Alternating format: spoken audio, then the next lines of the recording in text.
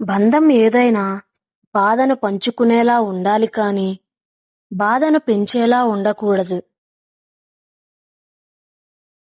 ఈ రోజుల్లో ఏ బంధం గొప్పది కాదు. మనతో అవసరం ఉన్నంత వరకే బంధాలైనా, బంధుత్వాలైనా.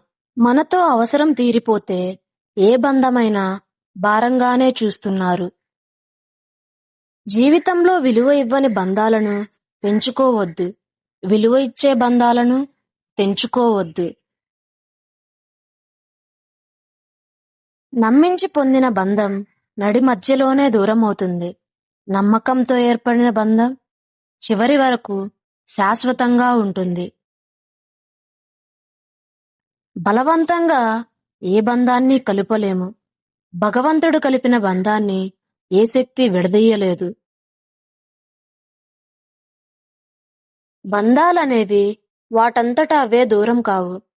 ప్రవర్తన వలన, నిర్లక్ష్యం వలన, అపార్థాల వలన బంధాలు దూరమవుతాయి.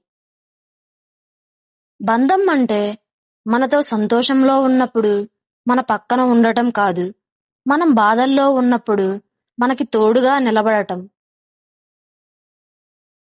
ఏ బంధమైనా పోగొట్టుకోవడానికి ఒక క్షణం చాలు, తిరిగి సంపాదించుకోవడానికి జీవితకాలం సరిపోదు. ఏ బంధానికి బానిస కాకు. నువ్వు ఎదురు చూసే ప్రేమ ఎదురు చూడడంలోనే మిగిలిపోతుంది.